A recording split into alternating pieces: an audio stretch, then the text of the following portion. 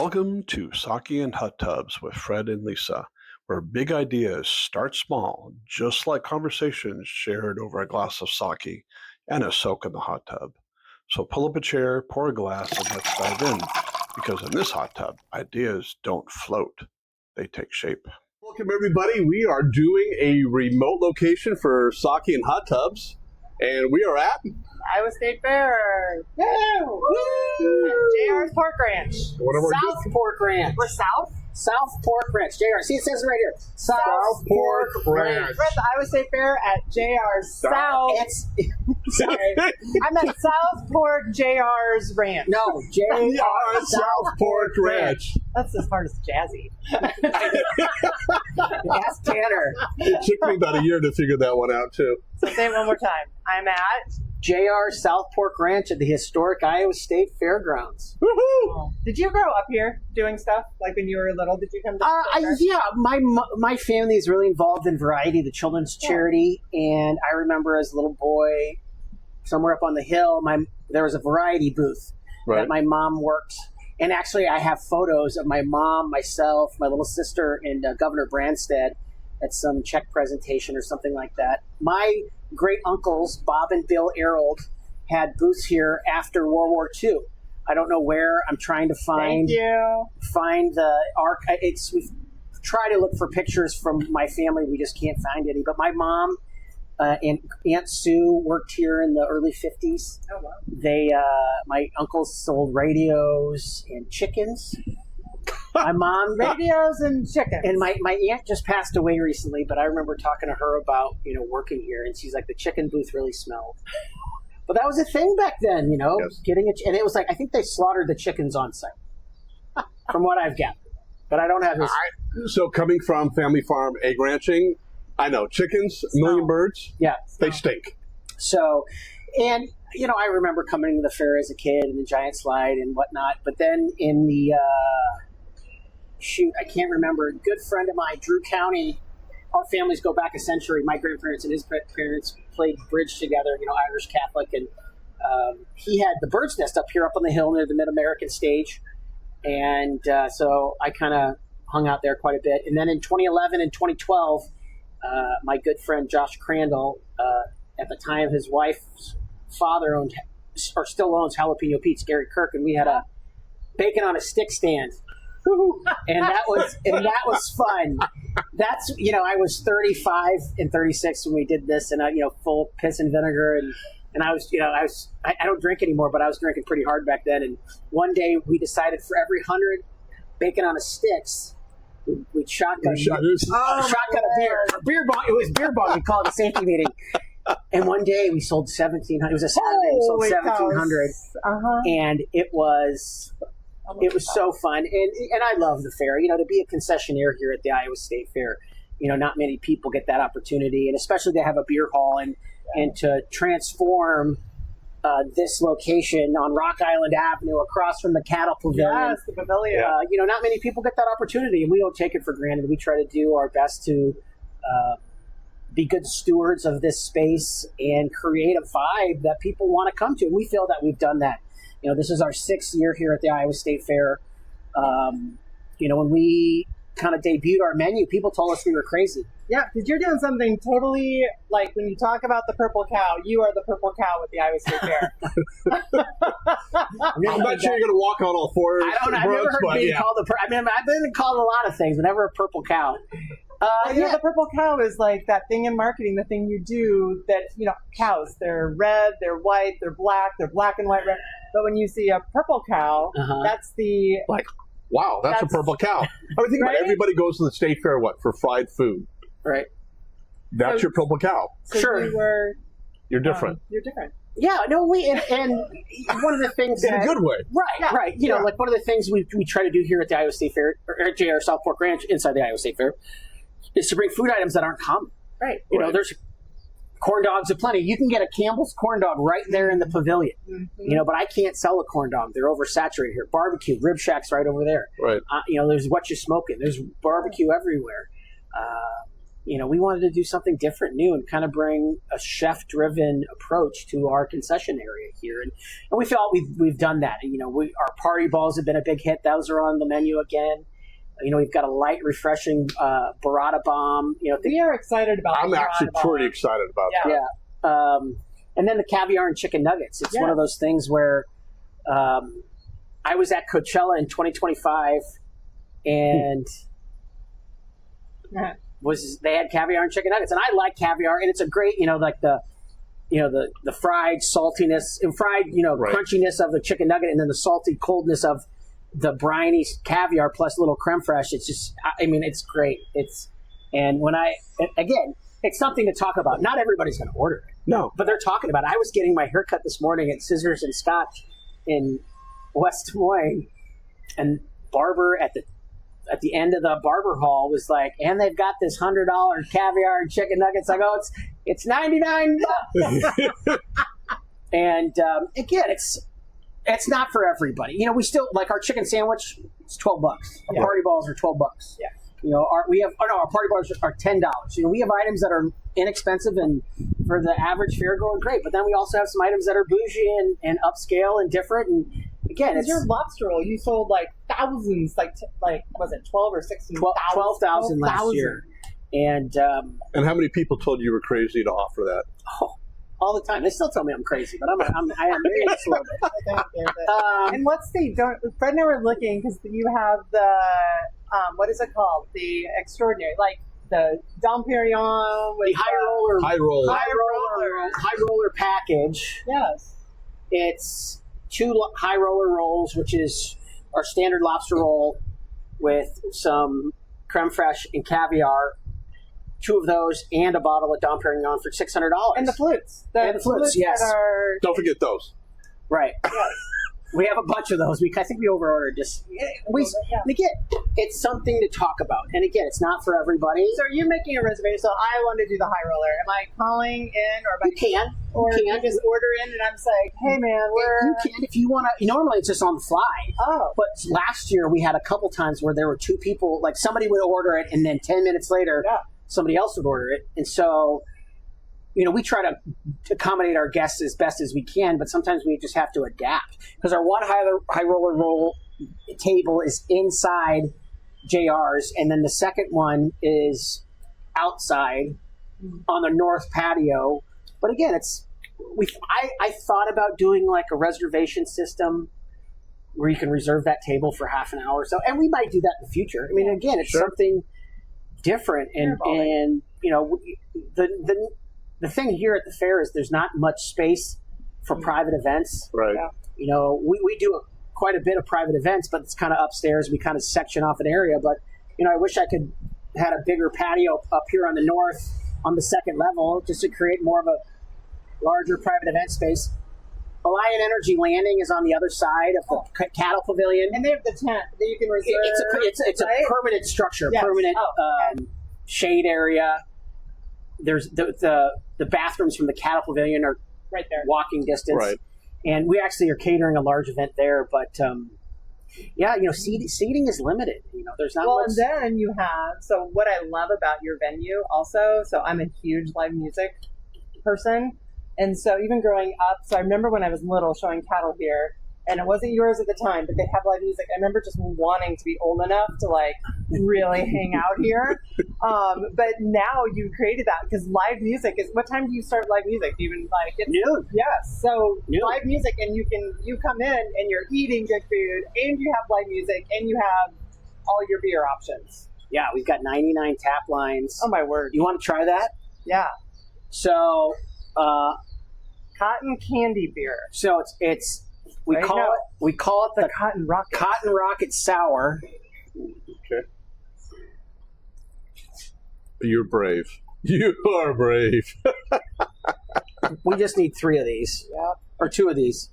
Because I don't drink anymore. I don't smell it. Garen should probably... Garen, are you going to try it with us? Yeah. Come on. We got a special guest. Well... Garen's anchor, Jewel Market. So this is Barntown's Rocket Pop Sour, and it's their cotton candy sour mix. So we are the back-to-back winning best alcoholic drink champ at the Iowa State Fair. This would be a three-piece. If we get it, that would be great. If you do. We've mixed them every year. The first year was the watermelon sour and cotton candy. Second year, it was a pink guava sour and cotton candy. And this year, it's the rocket pop sour and cotton candy.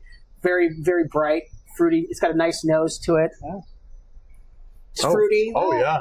It's fruity. It's a, I call it a crushable drink, especially on a hot day like today. I mean, you can crush that and have. When I was Crush and chaos. I will call it that. You crush it, it creates chaos. Before I retired from drinking, I would drink some version of this, Right. hourly. I had to make sure all my tap lines were working at But who? How do you? So in other words, okay, I'm going to chase this by myself. I'm like, yeah, that makes a good combination. How many people are involved in? Can we take a drink? Let's do that. Come on. No. Some like a little warm. So it was just one. It was probably back in 2022. Ooh. The taps were right next to each other, and how you could put a big 32 ounce cup. You'd put a big 32 ounce cup, and it'd go over both taps. Right. And then I just open up both tap handles, and I tried it. And it had another name back then. I don't know if I should share it. It's not really PC. But we called it the Cowgirl Cooler. It's fun. Gotcha. Pete Favorite, Barntown Brewing Company, great brewer. He and I, his sisters used to babysit me in like the early '80s. But Pete's a great Dowling guy. Lived in Chicago for a while, but then came back 10 years ago, something like that. And I mean, shoot, Garen I think has every single beer. Give every single beer. Oh yeah. If they have it available, I have it. Yeah. At Jewel Market. At Jewel Market. Which I love it. So Jewel Market, after shop you there. get done with the fair, you could buy a couple and then you could mix them yourself, right? Right. Make your own. Right. Yeah, and again, we have 99 beer taps. 55 of those are Bartown. Oh wow. So we've got, Main Bar, Up Bar, Craft Corral, Outside. Bungalow Bar, Chicken Bar, Corner Bar. Those are all the bars that have taps. We do have 3 areas where they're just cans only. Slush Bar, Can Corral, and Lobster. You can get canned beverages and lobsters. So as I was reading everything through and kind of thinking back about, not a native, right? Came here for the first time. When we met, I'm like, you have to go to the right. First time. This is my 5th year coming, and I would say is that when I come here, it's like I experience something different, and then I realize that's what you're selling. You're not selling food. You're not selling alcohol. You are selling that, but really, what you're selling an incredible experience. Right, and that's what we try to do here is we try to create experiences for people that are just more than coming to the fair is amazing. There's so much to do here at the fair, but we're just a small little part. We're a small cog in a giant wheel. But, again, bringing fun to the fair, having live music, pretty much all Iowa bands, various genres. We've got a jazz swing band in the Heartland Swing Dancers one day. We've got a reggae band. We've got bluegrass, country, and western. They are both kinds. Both kinds of music. We play country and western. And again, trying to do things. We've got banda bands. Do you know what a banda band is? I don't. It's a Latin band. It's a form of Mexican Latin music. And that's fun dancing. And it is such a different atmosphere here. So on Sunday night, we have Grupo 515. It's the 3rd year playing.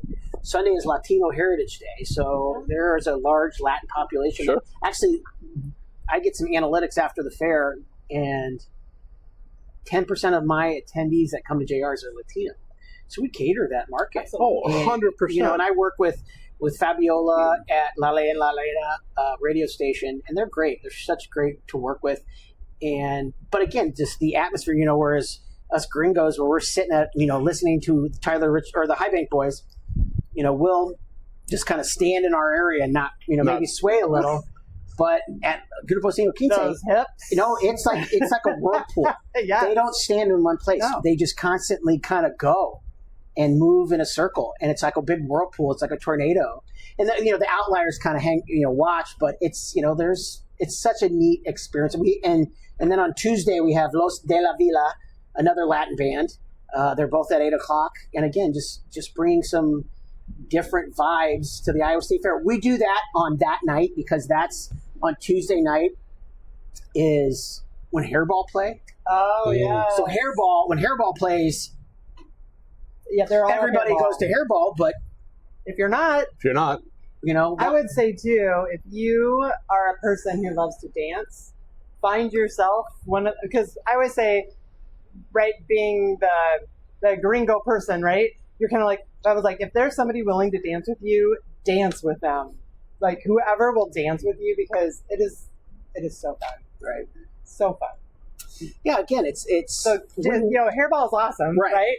But if you're not going, again, try and see something different. Yes. I mean, how many times do you see a Latin band playing at the Iowa State Fair? We have it twice. And again, trying something new, different. The High Bank Boys, they're playing 6 nights. They're great. They play Thursday, Friday, Saturday, and again, they just bring the house, bring such a great high energy, great young men from Deep River, Iowa. But, again, we have 44 different musical time slots during the Iowa State Fair. 44. Crazy. Four bands a day. Actually, one of our bands on the last Sunday is Tony Kem. He's the owner of Five Borough Bagels here in town, and he's Cambodian. And he's like a performance artist. oh, So I don't know exactly what's going to happen with that.